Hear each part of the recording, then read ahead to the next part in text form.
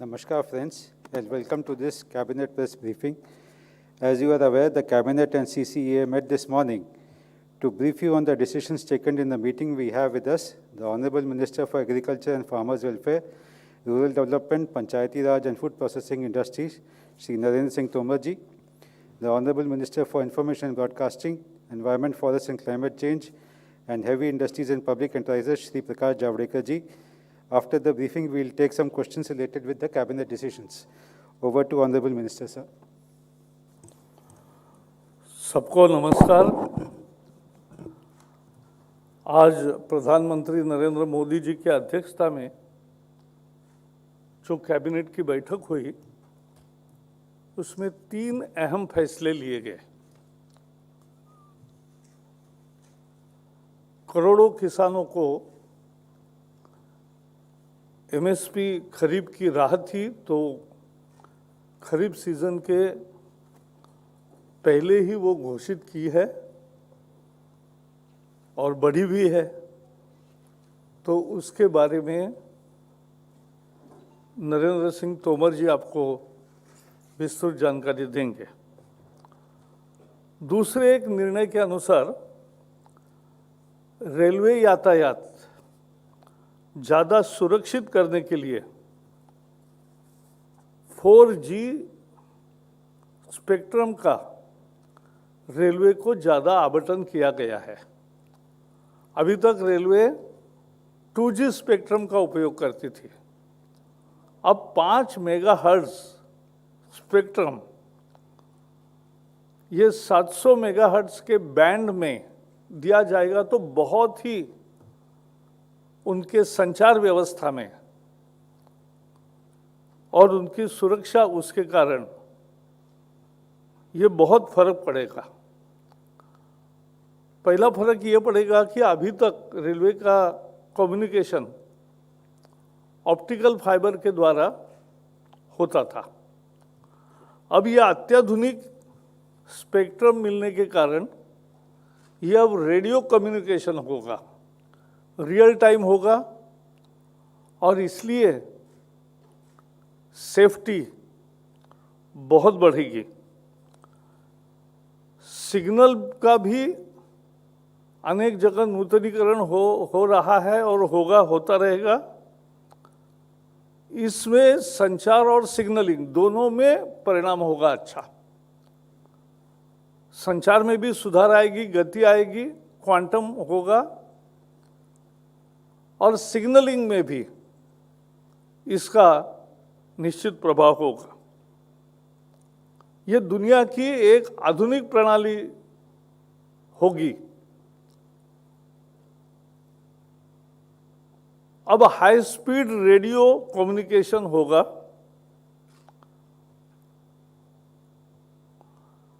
एक और विशेषता है आज के निर्णय में, ऑटोमेटिक ट्रेन प्रोटेक्शन की व्यवस्था अब रेलवे में बहुत ज़्यादा मजबूत की जा रही है। और खुशी की बात यह है कि कोलिजन अवॉइडेंस सिस्टम, यानी 2 गाड़ियों का टकराव न हो, इसके लिए जो व्यवस्था बनी है वो 4 भारतीय कंपनियों ने बनाई है। मेक इन इंडिया का ये बहुत सुंदर आविष्कार है, और इसलिए यह ऑटोमेटिक ट्रेन प्रोटेक्शन सिस्टम से और कोलिजन अवॉइडेंस सिस्टम से यातायात की सुरक्षा बढ़ेगी। रियल टाइम कम्युनिकेशन के कारण रेल की गति बढ़ेगी, ज़्यादा रेल चलेगी, लोगों की अधिक सुविधा होगी, और ये सब आने वाले 5 साल में काम पूरा होगा। अपने यहाँ 96% ट्रैफिक 34,000 किलोमीटर के रेलवे के ट्रैक पर होती है। ये सभी 34,000 किलोमीटर का ट्रैक इसमें लिया जाएगा। ये 5 साल में काम पूरा होगा, उसमें 25,000 करोड़ रुपए खर्चा होगा। लगभग 12-12 हज़ार करोड़ रुपए दोनों व्यवस्थाओं में, सिग्नल के आधुनिकीकरण में भी और ये 5G स्पेक्ट्रम की सारी मैकेनिज्म लागू करने में। तो ये 4G स्पेक्ट्रम का 5 मेगाहर्ट्ज स्पेक्ट्रम 700 mH बैंड में रेलवे को मिलना एक बहुत क्रांतिकारी फैसला है।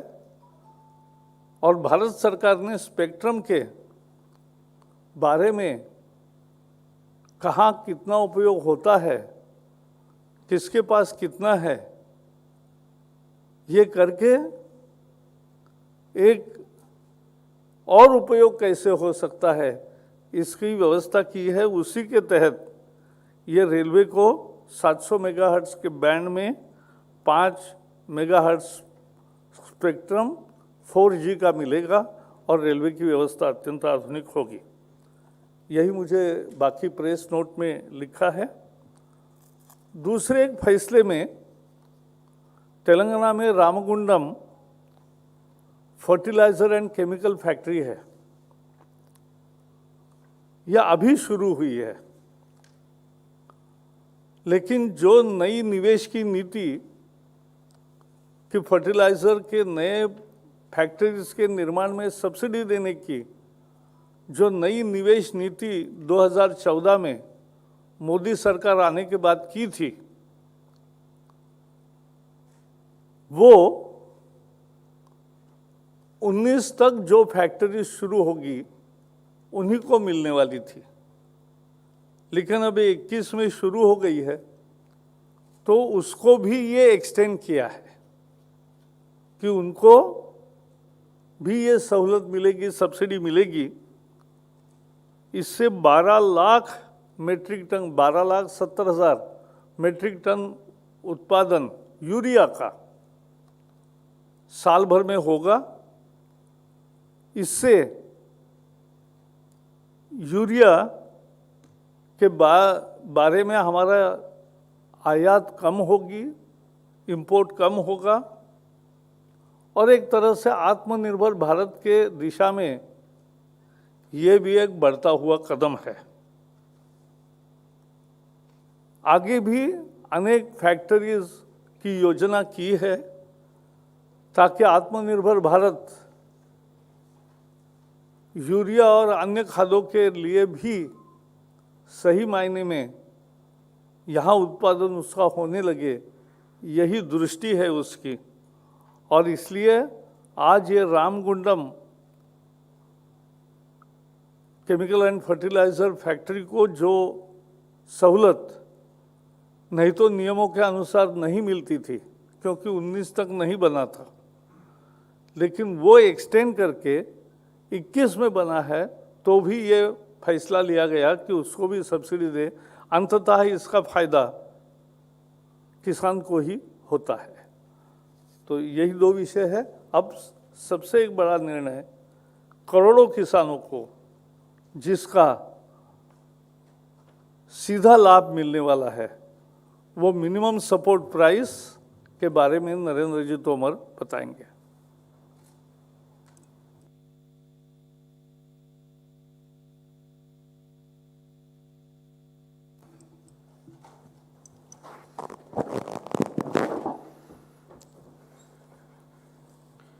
माननीय प्रकाश जावड़ेकर जी और उपस्थित सभी मित्रों, जैसा कि प्रकाश जी ने आप सबके समक्ष विषय रखा कि आज मंत्रिपरिषद की बैठक हुई, प्रधानमंत्री नरेंद्र मोदी जी की अध्यक्षता में, उसमें विभिन्न निर्णय लिए गए। कुछ निर्णयों को विस्तार से उन्होंने रखा है। कृषि से संबंधित जो विषय है वो मुझे रखने के लिए उन्होंने कहा है।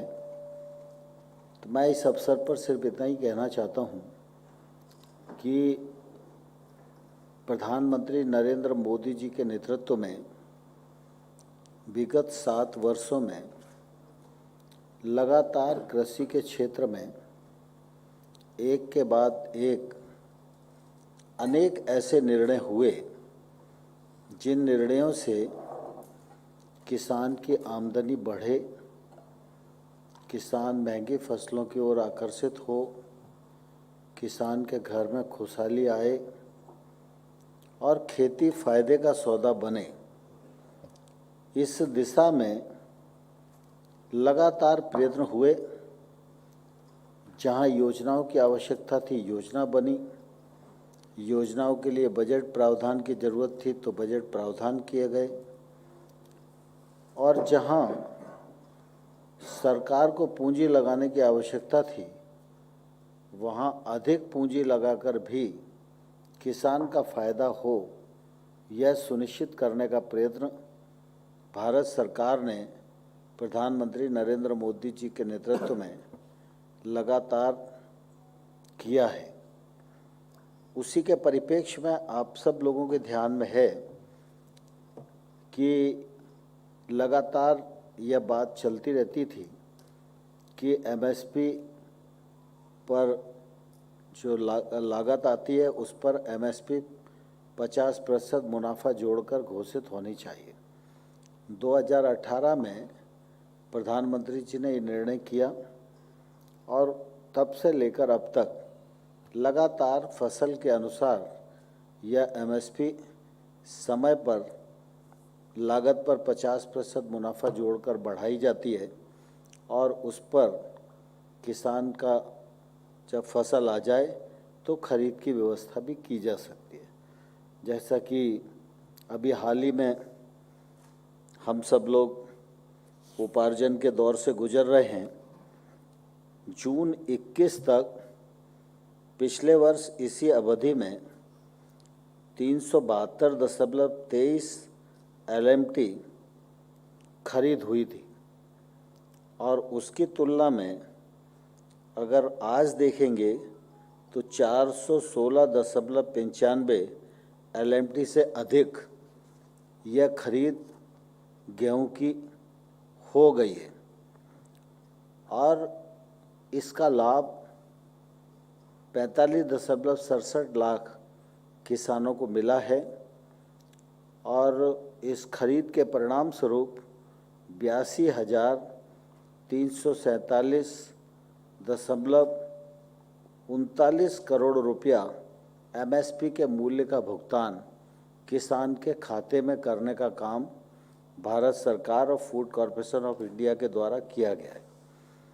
इसी प्रकार से अगर हम देखेंगे तो धान का आंकड़ा लें, जून 21 तक 813.11 LMT धान की खरीद की गई है। पिछले वर्ष का अगर इसी समय का हम आंकड़ा देखें तो 736.36 लाख मीट्रिक टन था और इस बार जो धान की खरीद हुई है उसका लाभ 120 लाख से अधिक किसानों को मिला है और इसके परिणाम स्वरूप 1,53,515.20 करोड़ रुपए एमएसपी का भुगतान चावल उपार्जन के दृष्टि से किसान के खाते में देने का एक सफलतम प्रयत्न हुआ है। इसी प्रकार से दलहन और तिलहन के क्षेत्र में भी भारत सरकार अपनी एजेंसियों के माध्यम से खरीद करती है और अभी देखेंगे तो 20-21 और रबी 21 के तहत तमिलनाडु, कर्नाटक, आंध्र प्रदेश, मध्य प्रदेश, महाराष्ट्र, गुजरात, उत्तर प्रदेश, तेलंगाना, हरियाणा और राजस्थान के 4,58,000 से अधिक किसान दलहन और तिलहन की खरीद से लाभान्वित हुए हैं और निश्चित रूप से इस दिशा में और निरंतर कोशिश की जा रही है कि दलहन का रकबा बढ़े, तिलहन का रकबा बढ़े और इसके लिए दलहन और तिलहन मिशन पर भारत सरकार काम कर रही है। और मुझे पूरा विश्वास है कि जो प्रयत्न भारत सरकार के राज्य सरकारों के साथ मिलकर चल रहे हैं वो प्रयत्न सफल होंगे और अगले बार हमारा रकबा भी बढ़ेगा, उत्पादन भी बढ़ेगा, उत्पादकता भी बढ़ेगी और हम खरीद कर सकेंगे और जो आयात पर हमारी निर्भरता है उस निर्भरता से मुक्त होने की दिशा में अग्रसर होंगे। आज मंत्रिपरिषद की बैठक में प्रधानमंत्री जी की अध्यक्षता में खरीफ की फसलों का न्यूनतम समर्थन मूल्य घोषित करने का निर्णय हुआ है। मैं आपके सामने इसे रखने जा रहा हूँ। धान जो सामान्य स्तर का है उसका भाव अभी 1868 रुपया था और अब 21-22 में ये 1940 रुपया हो गया। इसमें 72 रुपये प्रति कुंटल की बढ़ोतरी है जो 50% से अधिक है।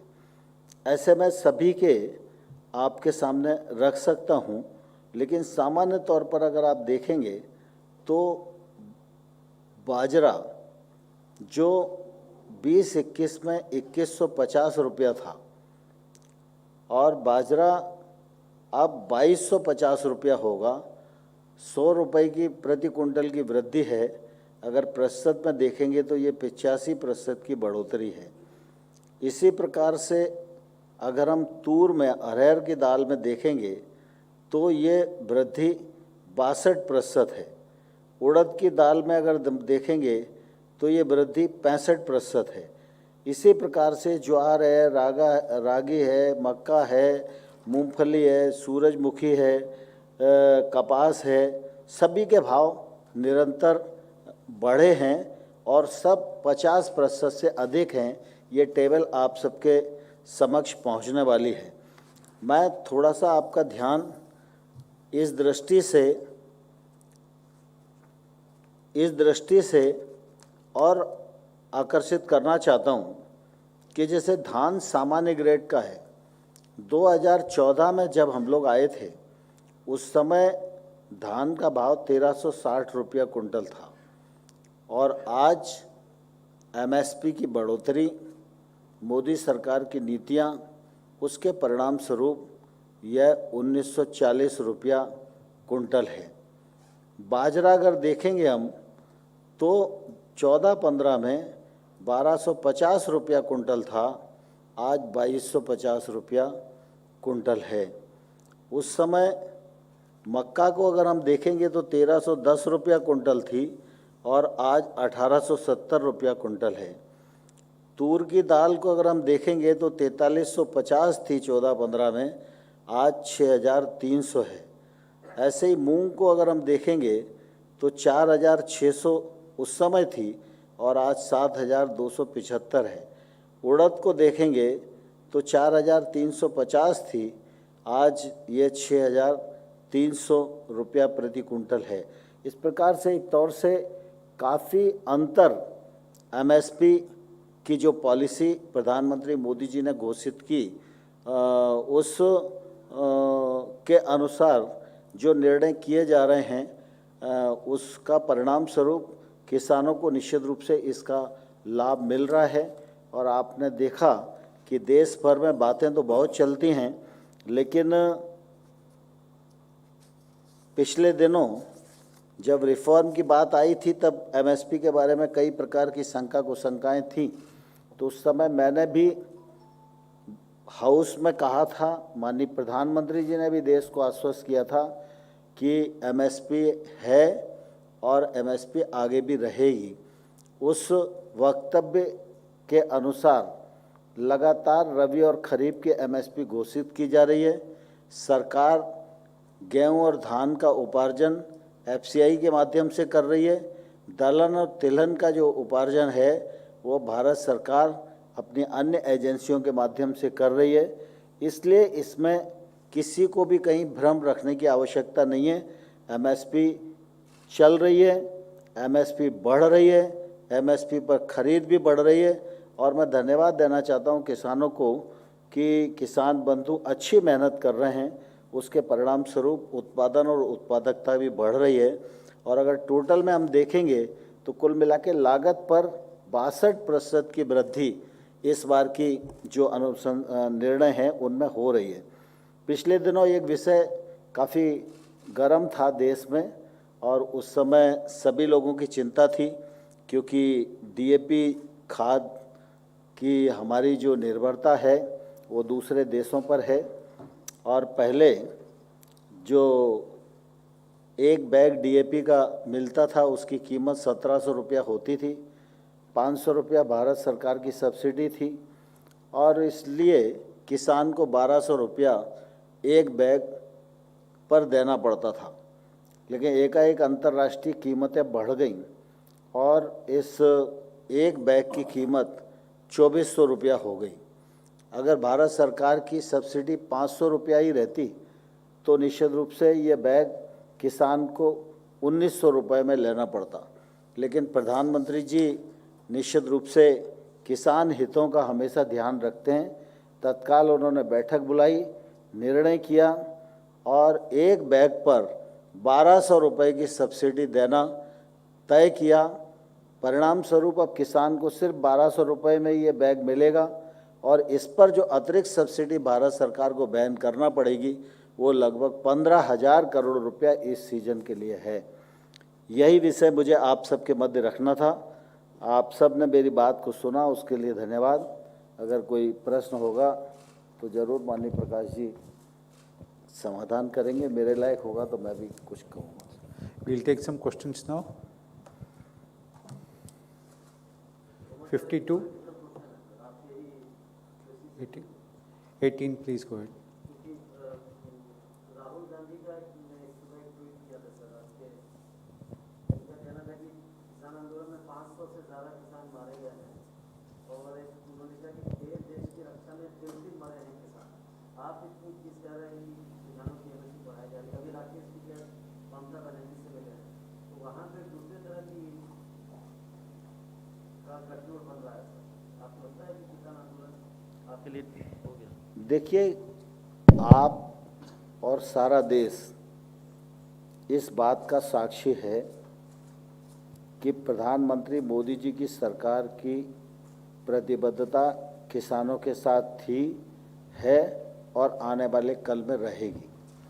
गत 7 वर्षों में किसान की आमदनी को बढ़ाने के लिए, खेती को समृद्ध करने के लिए जो निर्णय मोदी सरकार ने किए हैं वो अपने आप में अभूतपूर्व हैं, ऐतिहासिक हैं। उसका खंडन कोई भी करने की स्थिति में नहीं है। कृषि कानून देश की सभी राजनीतिक पार्टियां लाना चाहती थीं, लेकिन वो हिम्मत नहीं कर पाए।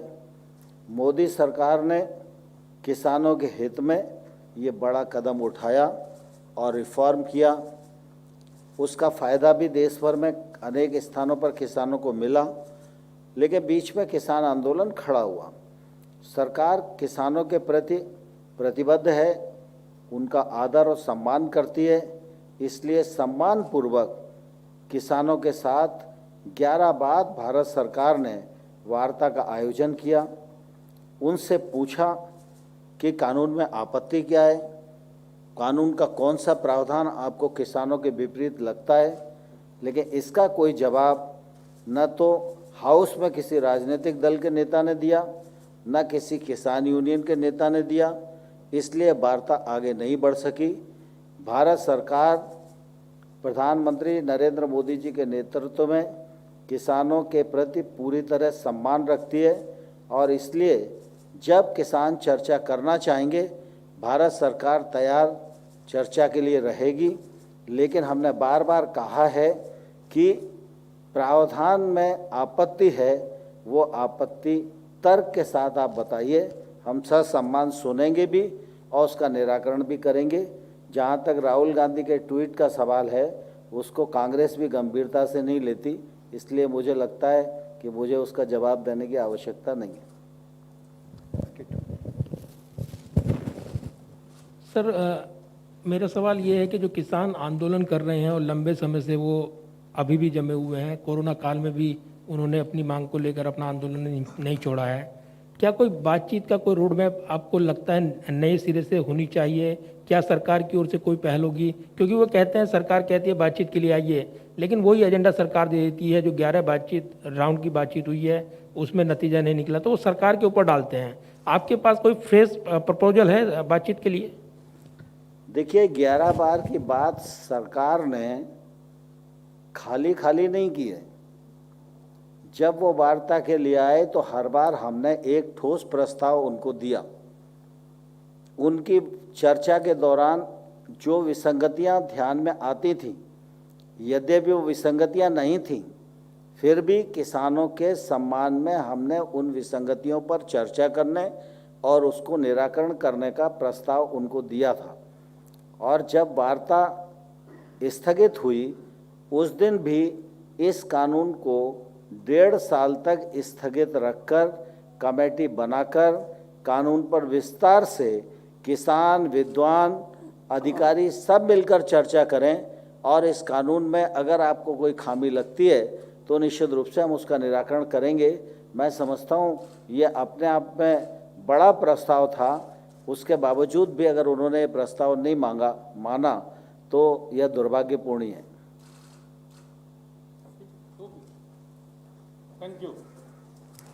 Namaskar, friends. We close the press conference now. Thank you.